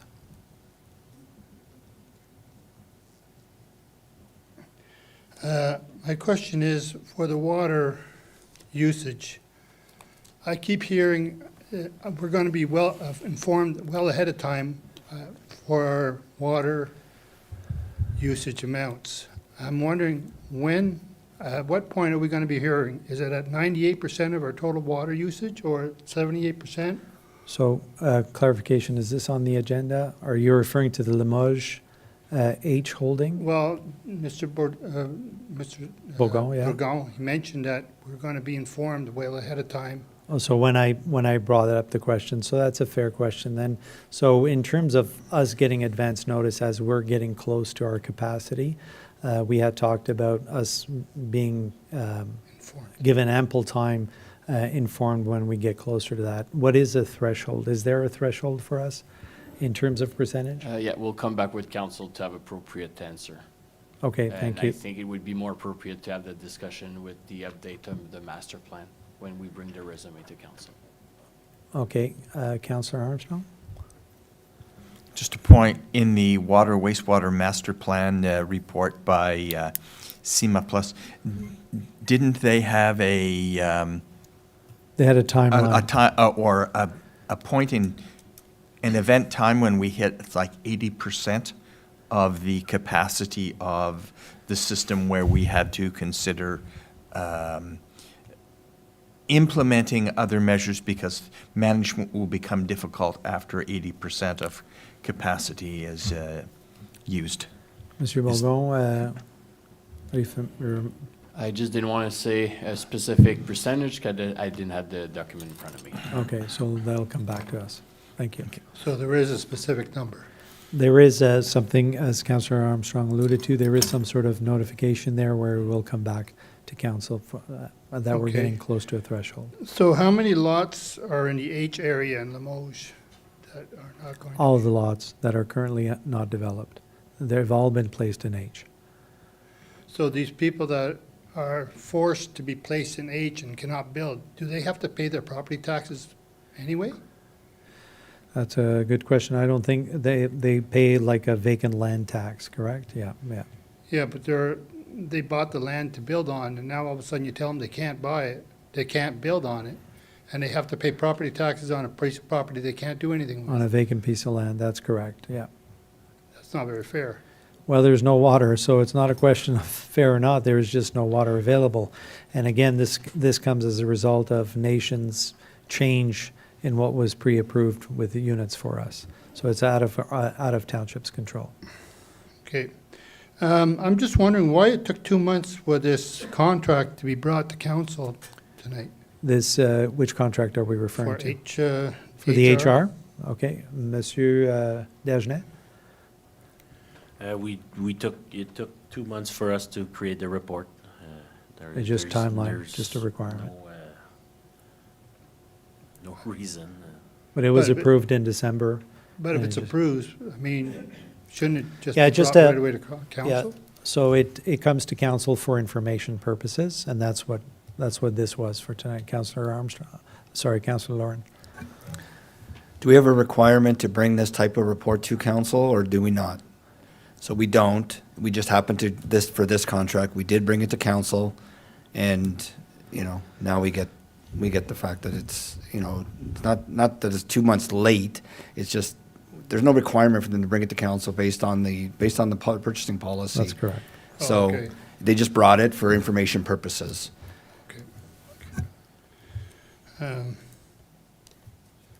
Yeah, I was wondering too, those bridges along the path, could people take them out themselves? Because I know I wanted to do something on my property at one point in time, and I was denied the right. I had to hire a specific kind of contractor to do the job.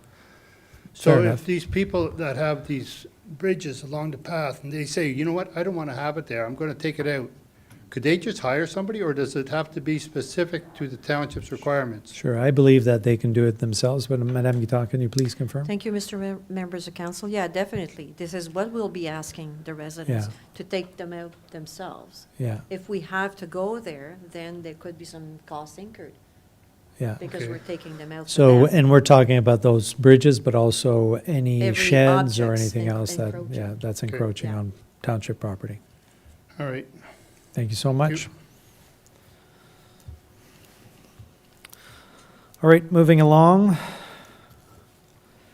Item 15, so motion that council approve all recommendations listed on the agenda either under item 11, reports from departments, council, and committees. So I need a mover to put it on the table. Moved by Councillor Lauren, seconded by Councillor Deakin. And I believe we have an amendment to remove items C, D, and I. L. Al? Is that correct? Sorry, yeah, you're right. It looks like a big I. I know. Okay, so C, D, and L. So we have a motion to remove C, D, and L, and that's moved by Councillor Armstrong, seconded by Councillor Lauren. I'll call for the vote to remove those two items, and that's passed. Thank you. Okay? 3 items, thank you. Yeah, remove the 3 items, but one of them's together. But yeah, you're correct. So the 3 items. And so now a motion that council approve all recommendations listed on the agenda, under item 11, reports from departments and council committees with the exceptions of items C, D, and L. And that's moved by Councillor Lalonde, seconded by Councillor Deakin. I'll call for the vote. All in favor and passed. Thank you very much. Let's move to item C. And so the items are separate. I should still keep them separate, Madame Camille-Laflamme? Probably better in case there's changes to one of them, but not the other. Okay, perfect. All right, so give me a second here to find my stuff. So bringing item C, zoning bylaw amendment report PD 2025-01, and that's moved by Councillor Armstrong, seconded by Councillor Lauren. It's on the table. Questions, comments, amendments? Hearing, seeing none, I'll call for the vote. All in favor? Passed. Against? Or do we, yeah. Thanks, passed. All right. So moving to item D.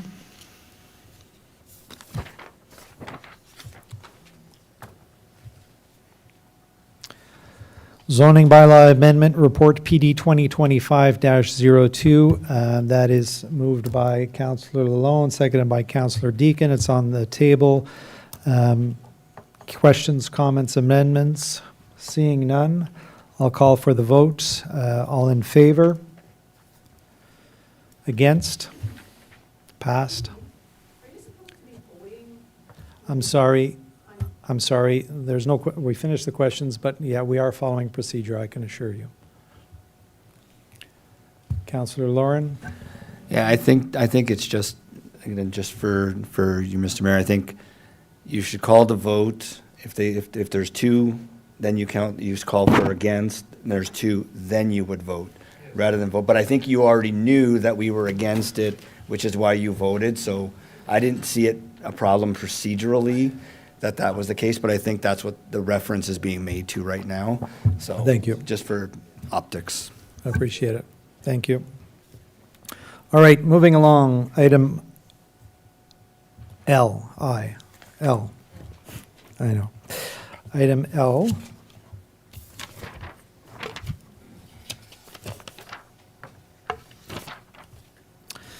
All right, so New York Central Trail Encroachment Report Update, Phase 3 Report Report PR 2025-02, and that's moved by Councillor Armstrong, seconded by Councillor Lalonde. It's on the table. Questions, comments, amendments? Members of council, seeing, hearing none, I'll call for the vote. For, all for. Against? And so I will now vote, correct? There you go. So four. Thank you. And that's passed. All right. Item 16. So do we need to separate any bylaws here, Madame Camille Laflamme?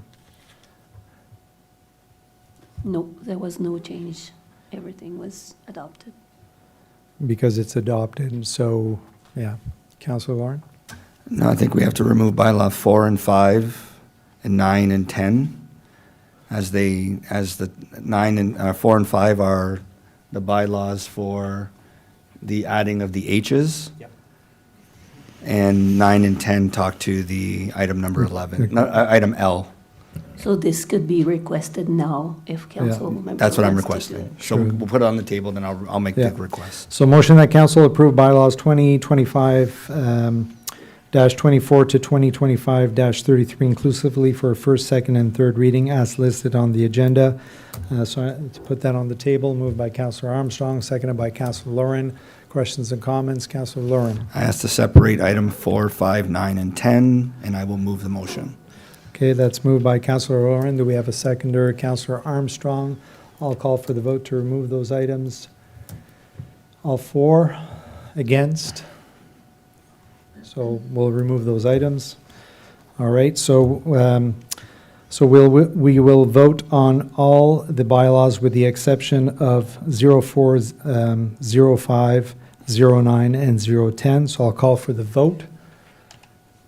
All for, and that's passed. Okay, well, Madame Camille Laflamme, do I put them all together? Because we know the direction we're going here. Or do they have to be one at a time? I think we can do them all together.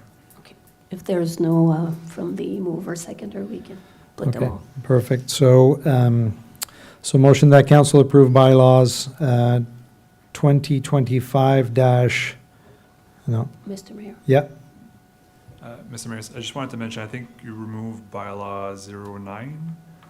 I'm not sure that was related to any of the reports that were not approved for consensus. Oh, was it 10? Sorry, that's the roundabout one. Apologies. okay, so we'll vote on that one separately then, because it is removed. No problem.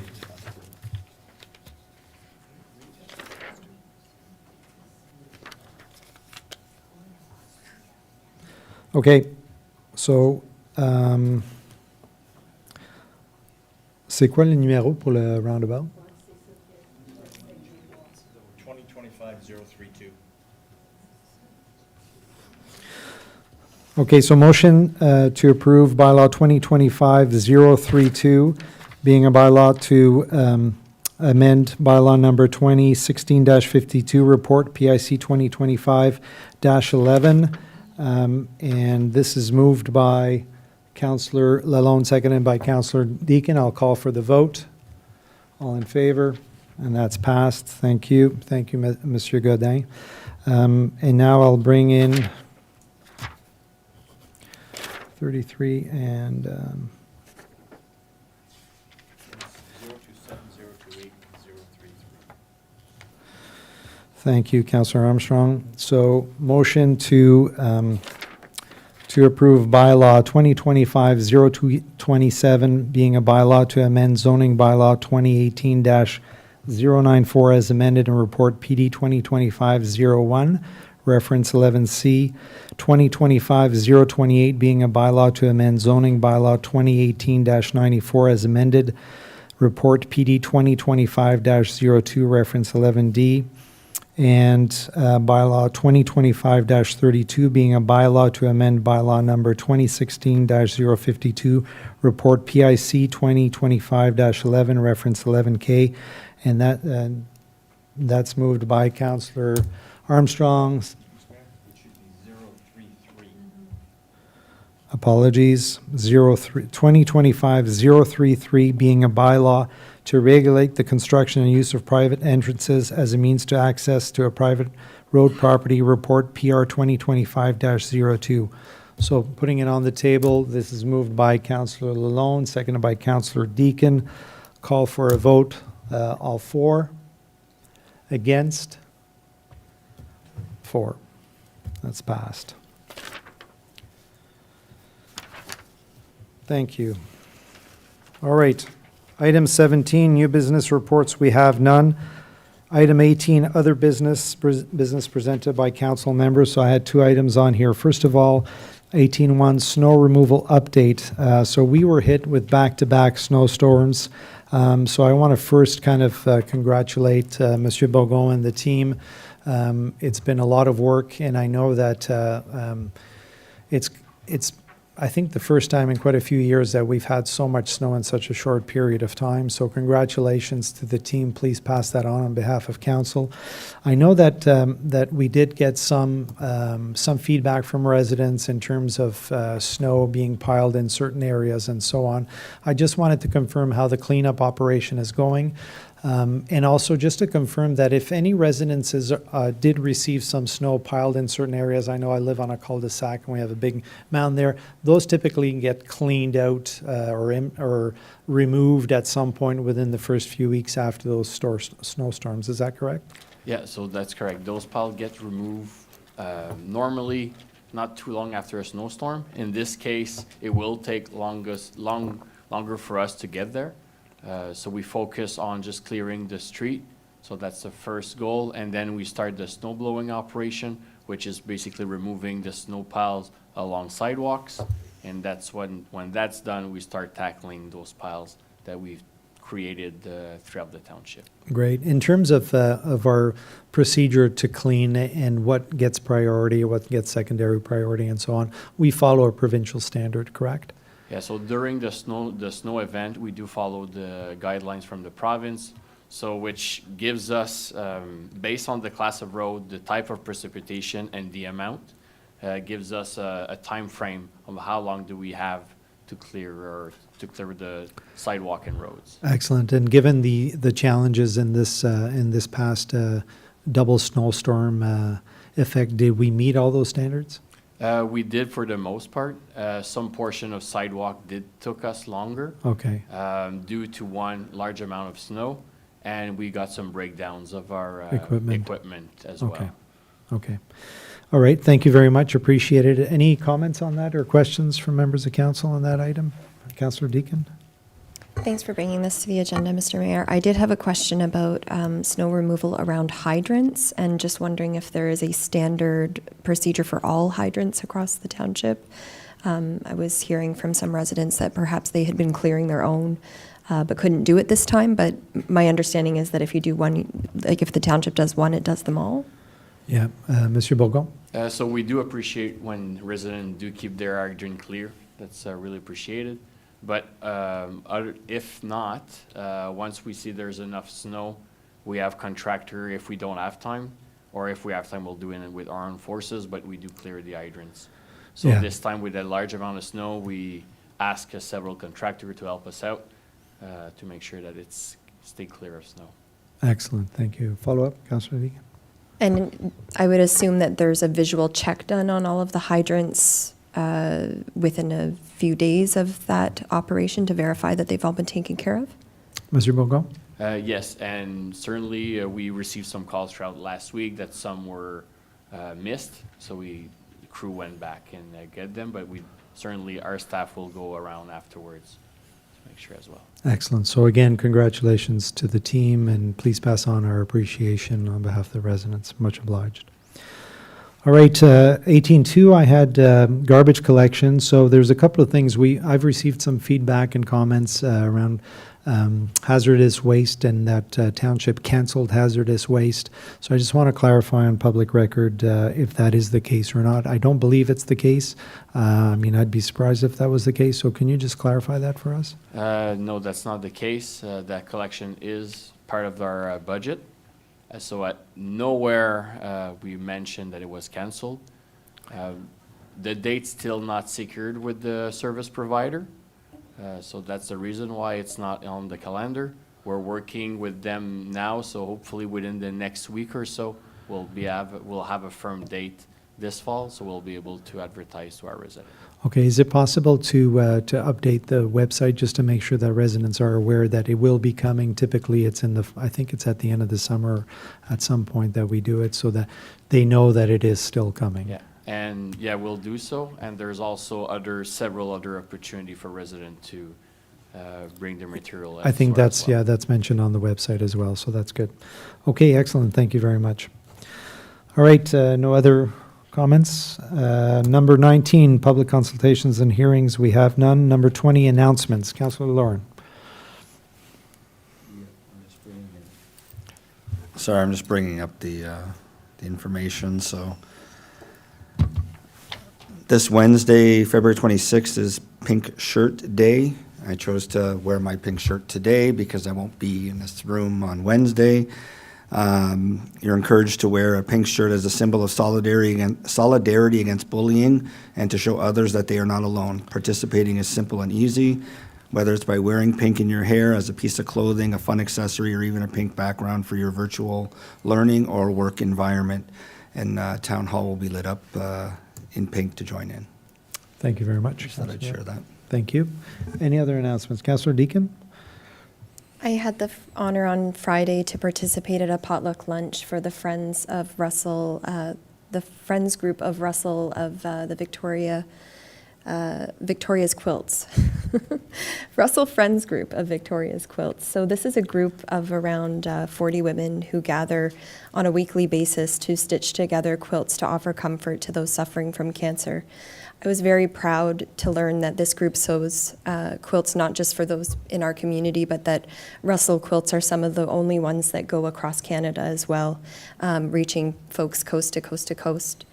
And they've made over 3,500 quilts in 20 years, which is really astounding for anybody who has taken on a quilt project. There are some women there that are averaging a quilt a week, which is truly just amazing. And I just wanted to share what one of the attendees said as they were sharing the stories and remembering, over the 20 years of friendship that they've had and what they've accomplished together. She said, good things come from good things. And the mission of this is just so good, and it brings neighbors together. And they also spoke of how they do their work quite humbly and quietly. And so I had to ask their permission to even mention it tonight, but please join me in celebrating and thanking them for all of the amazing work that they've done these 20 years.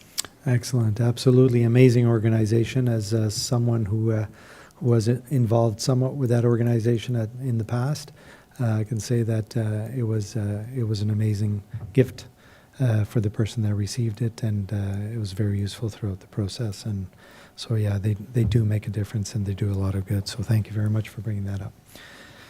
Any other announcements, members of council? No, thank you. 22, closed session, we have none. 23, confirming bylaw. Confirming bylaw, that bylaw 2025-034. 34 being a bylaw to confirm the proceedings of the council and corporation of the Township of Russell at its regular council meeting held on February 24, 2025, be read a first, second, and third time and passed. And this is moved by Councillor Lauren, seconded by Councillor Armstrong. Call for the vote. All in favor, and passed. Our next regular public meeting of council will be held on Monday, March 10th, and we are adjourned at 7:59 p.m. Thank you all. Have a good night.